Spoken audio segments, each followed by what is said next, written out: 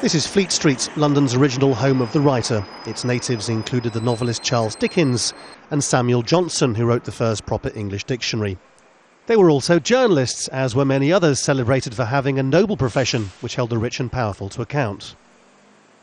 Yet now, just up the road from Fleet Street, a judge called Lord Leveson has been busy sitting in court deciding whether the press here can be trusted anymore.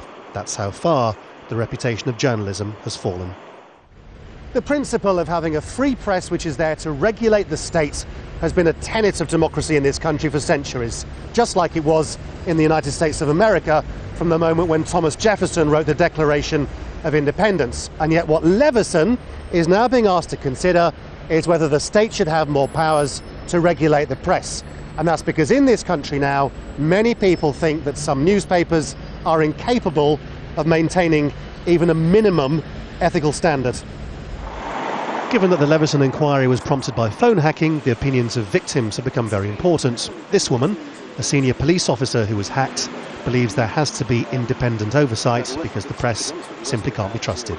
The journalists working for them were abused as well and forced to do work that was appalling. They were forced to commit crimes in order to gain news stories. I mean, there's absolutely no justification for that. And we cannot allow ourselves to get to a situation in 20 years' time where we're having this conversation again. This is a historic moment and we have to seize it and get it right.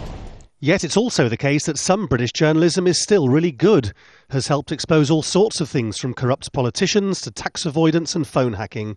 If politicians regulate the press, then might they start to block things they don't like? There are immense dangers to freedom of expression and to a free press in having any form of statutory intervention. You can call it light touch, underpinning, whatever the terms you want to, sort of euphemisms you want to introduce, but at the end of the day that will involve politicians and a degree of licensing which I think is counterproductive and endangers 200 years of hard fought for press freedom in the UK. Long ago, British newspapers were genuine documents of record, densely written and without advertising, celebrities or gossip, and all done without the slightest hint of regulation.